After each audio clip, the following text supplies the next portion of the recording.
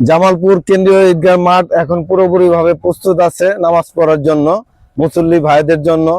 আর আগামীকাল যে সকালে নামাজটা হবে, যদি আমাদের জামালপুরের তাপমাত্রা আবহাওয়া যদি ভালো থাকে, বৃষ্টি হয়, তাহলে নিজ নিজ মাঠে ঈদের মাঠে নামাজ হবে না।